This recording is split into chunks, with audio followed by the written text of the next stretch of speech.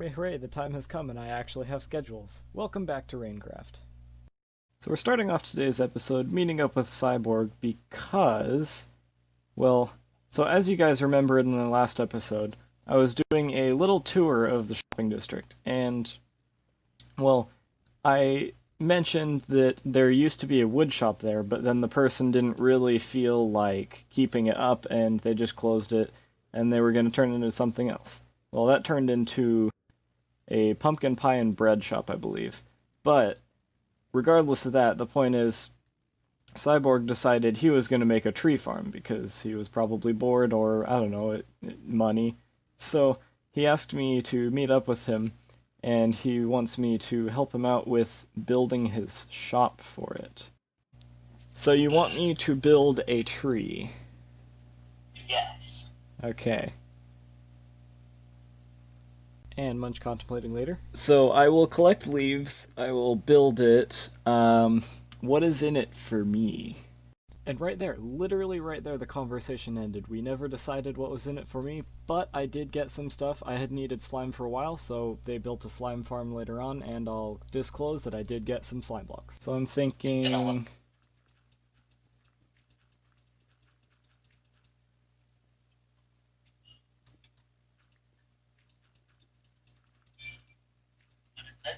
Oh, is this roots? Yeah, just kind of getting like an outline of how big it'll be. Alright, well, that sounds like a plan. I will see you later. Bye. So with that, it's time to get into a time lapse.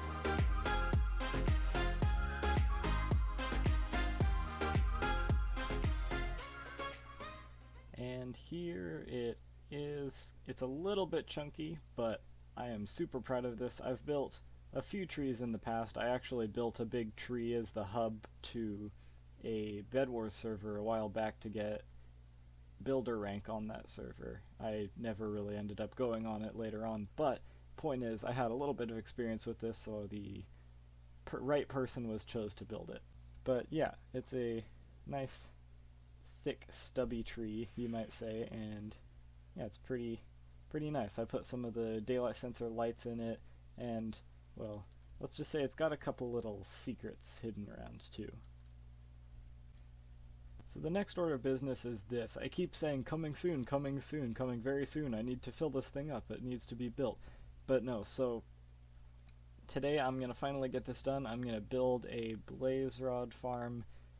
I'll have to go out and search and find a good spot, but yeah, we're finally gonna do it.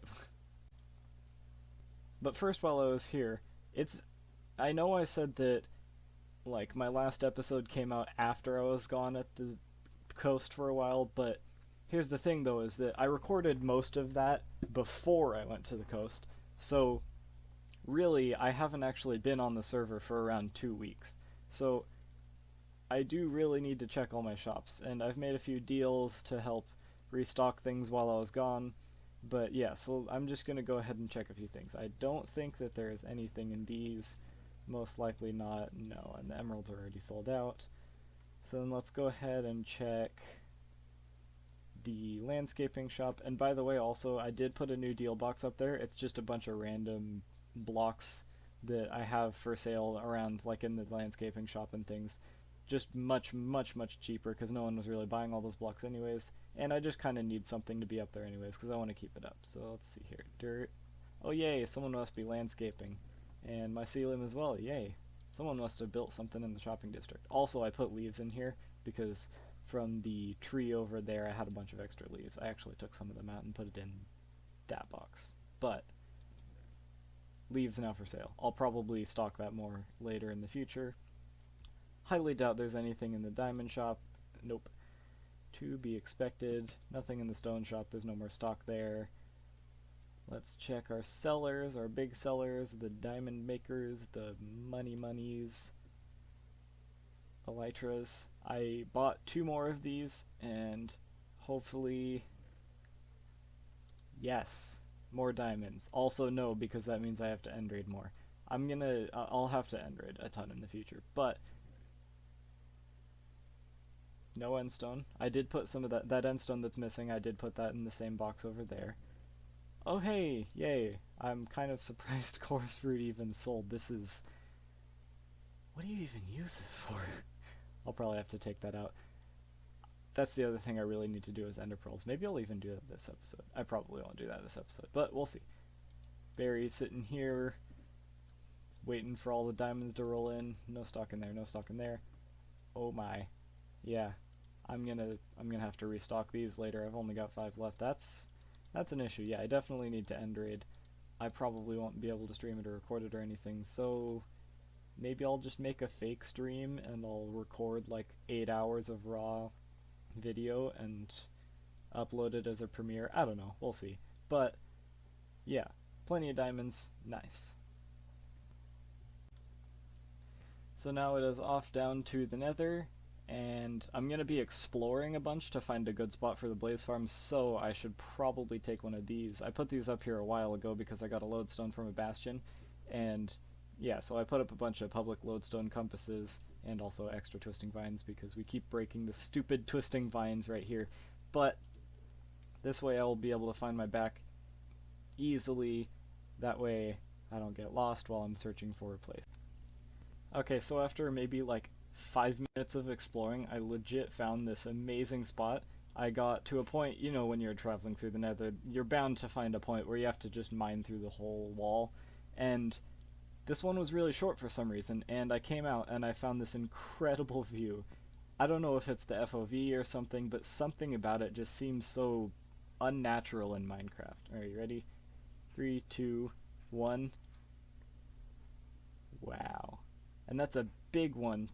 Plus, I already see a spawner there, and multiple crossroads, so maybe I could even make a wither skeleton farm if I really want to in the future. Even though there's already someone with one, it's not completely working right now, but I could always make one if I wanted to. So then, after realizing I was running out of rockets, we're back here up on top of the nether. I've flown all the way out here, and we're actually over top of that nether fortress that I found. And I've marked out this spot right here. I need to break this bedrock, and then I've got a little spot down there that I mined out, and then I can have a spot to safely get over here. And this time I'm using a different bedrock breaking machine. Alright, here we go.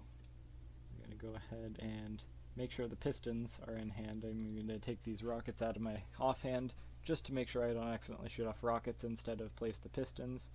I'm going to do this. We're going to go in down here, press this lever, and quickly go over here and hold the macro button. Hooray, that means it should have worked. Oh, come on! Well, looks like I'm going to be doing a 3x3 spot to make sure I find my cords. And while I was out there breaking that bedrock piece, I remembered an idea that had come to mind a while ago. Bedrock breaking is really fun, if you guys didn't know. If you haven't done it, you should definitely try it out. It's really satisfying to do something that wasn't normally meant in the game. But I'm going to make just a quick, small little pop-up shop that's like 8 blocks just right here. That's a bedrock breaking service. And I'll probably make it super cheap just because it's, you know, it's fun. And here it is, like I said, just a small little box. We got the bedrock breaking service, 2 diamonds per piece of bedrock broken, because I don't want to charge too much, otherwise people won't want to do it. And I just find it fun to break bedrock in general, so I don't really see a reason for me to charge so much. Also, place your order and coords on a sign below, because you gotta have an order for me to be able to do it. And happy hole making, because, you know, we're making holes in bedrock. And after making a safe spot, it was time to start building that blaze rod farm. And this ended up being about a 16-second time lapse, so I figured I'll just talk about it. So pretty much this farm is a 2-tier lava flow farm. Basically the blaze spawn in, they get pushed into one chamber, and then they get pushed into a line in which they get pushed into one spot, where of course they get killed by looting 3 swords. So after having a ridiculous amount of blaze rods in stock, I did actually end up selling about 3 diamond blocks worth, but I still have a ton more stock left. I'll probably AFK more later on, but now the last thing I want to do this episode is the dreaded cleanup. This thing, well, I explained last episode that I just, I don't know, I don't really like this. So what I need to do is, well, tear it all down, because I am still going to use the same palette, so I'm going to use all of this material. I'm just going to put it somewhere else, and I'm going to have a different build. So, time-lapse time, yay. And then I realized, you can't insta-mine concrete, and this thing is so big. I don't have the time to mine all that. And, you know, I was looking at my concrete stuff, and, like, I've got about 5 extra shulkers of all of the concretes, and my next plan probably isn't going to use such a vast amount of concrete, so I can probably just, like, blow this up, and I might get some back from it, but to be honest, I don't really care. I probably don't even need to take this down, I could just leave it here, but, you know, I like to clean things up, so boom boom time instead of a time lapse.